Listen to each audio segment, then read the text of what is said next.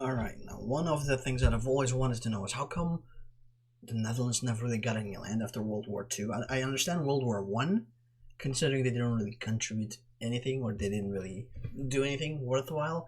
But in World War Two, they were occupied for like 5 years. So it makes sense that they would get some kind of reparations, right? And luckily, one of my favorite channels, History Matters, definitely go subscribe there. Although I don't think they needed the help these days, but whatever. Every bit counts. And they're here to answer why they didn't get shit. And it also makes me wonder, why didn't Belgium really get anything after World War II? They did get something in World War One, which is Eupen, or Ost-Belgian currently, where there's still a German-speaking majority over in there. But other than that, I don't remember them getting even more land, so how come? Anyway, let's just tell me about the Netherlands first, alright? That's the important one right now.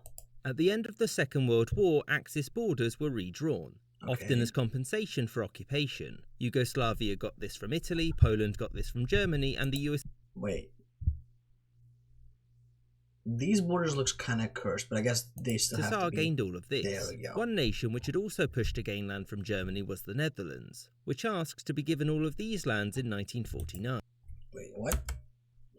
Gain land from Germany was the Netherlands, which... Let's speed that up, right? Whoops, wrong button. Which asks to be given all of these lands in... That's a third of the country in increase. There's no way you can actually incorporate that kind of population with the population as tiny as the Netherlands is. 1949. As you'll guess, they got very little. They didn't get nothing, they were in fact given this tiny bit of land here, most of which they soon sold back to Germany in the 1960s. But given how badly damaged the Netherlands was by the Second World War, why weren't they given more land? So after Germany was defeated, many countries wanted compensation from their occupiers. Yeah, but many countries also got it, except for like the Benelux. What did France get? Actually, kind of also nothing. They got influence over Germany. Well, they got the occupation zones in Germany. That was only a temporary solution, right? The Netherlands was no different, and their demands were simple. Give us cash, lots of it. Unfortunately for them, the great powers had agreed at the Yalta Conference that there would be no financial reparations. Mostly because of what had happened last time that Germany was the cycle of life. Germany starts a world war. Germany loses world war. Germany has to pay reparation. Germany elects some vengeful spirit, which then makes Germany start a world war. I wonder, when will the Third World War happen, and why can't Germany start another world war? Because recently, it's mostly the biggest contenders to start World War III is either Russia or America. And I feel like we should stick to tradition. We should let Germany pop the bullet, right? We should let them. For the Dutch, this meant that the only way that they could get something out of Germany was by annexing land. The proposals were simple: take as much as we can and kick out all of the Germans who live there. Maybe this is a bit too economical, I guess. But couldn't they just ask for favorable trade agreements or something instead of land? Because you can get your money indirectly by getting some kind of monopoly over certain goods that get into the German occupation zones, or maybe lowered tariffs or what have you not, instead of actual just cold hard cash. You can get your money out of them like that. But maybe that didn't really sit well in order to gain votes. Because, the Dutch are a democracy. They need their people to feel like they did something, and if it's income as indirectly as it is from trade agreements, then maybe they'll be like, yo, you didn't do anything, we're gonna elect someone else. Then they elect an angry, vengeful German spirit who starts World War III. Or maybe that's just Germany and not the Netherlands. Internally, the Dutch government had hoped to be given all of this, which included Cologne as well as important... Actually, internally, that's a lot of land, dude. It didn't look like much, just because the Netherlands isn't that big, but this is insane. The Dutch government had hoped to be given all of this. Imagine if the US annexed all of Mexico right now. That would be the equivalent of it. Which included Cologne, as well as important historical cities like Aachen and Münster. There were a few in the government that even pushed for the annexation of lands around Dortmund and Hamburg, but this was seen as unreasonable. So what happened when they put these ideas to the Allied powers? They were laughed out of the room by all... They actually got laughed at. Okay, fair enough. France. This was because France was also pushing for a somewhat dismembered Germany. As such, Plan B. The Dutch reduced their claims to this. The answer was also no, and they came back with the third offer of only taking this. It won't shock you to know that the Allies rejected this as well. And by Allies, I mean mostly the British. You see, these lands were in the British zone of occupation, given that East Germany had been divided amongst the East. Because the Dutch wanted to colonize that land and kick out all the Germans, right? So that would mean more refugees, I guess, block in the occupation zone. And you know, the UK would have to pay for the occupation zone anyway, so they didn't want to pay even more for having the occupation zone.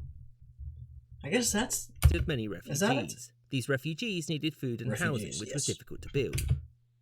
I accidentally muted the video. Every goddamn European bullshittery that happens is because of people moaning about refugees. It's the same shit every damn time. I swear to God. Europe just doesn't change. We're stuck centuries in the past. The Dutch plan to annex these lands and kick out all of the Germans living there would have meant millions more refugees and less places to house them. Yet for the Dutch... I mean, this makes sense. Though, does that mean that if the Dutch were to be like, you know what, give me this land to annex and I won't kick them out, would they have gotten it? Maybe like not the first proposal with all the land, but maybe they would have actually gotten a chunk of their demands if they were like, oh, I'll keep guard of the refugees, wink, and they start up their own concentration camps. Dutch, the removal of the just so the Germans feel at home, you know. Germans from the Netherlands were seen as vital to national security because it meant that Germany would have less grounds to retake these lands in the future. The Dutch were pretty angry about this since it looked like they were going to get nothing, which would make the government look pretty weak. However, the Allies did opt to give some bits of land on the border here to the Dutch as a... but I feel like that's almost insulting. This is what 5 years of sacrifice means to you. About 1 kilometer of land. Form of placation. It was occupied in mid-1949, and just short of a decade later the West German government came knocking. Many in the Dutch government wanted to keep the lands out of principle, but a good working relationship with the new democratic Germany was seen as valuable. And also, perhaps the Netherlands could use the land to trade for some of the cash that they had wanted previously. In the end, it was agreed that Germany would pay roughly $80 million for the return of the lands. How much is 80 million right now, then? Oh, most of it. The Netherlands kept a tiny bit of land for itself, whilst the rest was transferred back to West Germany in 1963. Meaning, after World War II, the Dutch did get some territorial concessions from Germany, just not very... That's it? That's it? That is sad. After all of that bullshit, we got a tiny amount of land, and then they sold a big chunk of that tiny amount of land, and they kept like, okay. Very much. I hope you enjoyed this episode, and a special thanks... I did. Thank you very much, History Matters. Always enjoy your videos. But goddamn, what's the fucking point? And I feel like 80 million? It was in 57, right? Can I look up how to... inflation stuff. Money in the past, worth now? Money... past... worth... today? Oh, there we go. Past value. Calculator. Please. 80 million. That's 8 million. Oh, can't do more. Alright, we'll do times 10. 1957.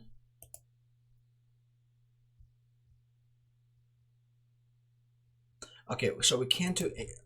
In that case, we'll do 800,000 and then times 100. Right? 800,000 would be 7 million. 75 million? $750 million they sold a tiny amount of land for. And I guess, you know what? That's reasonable. That's reasonable.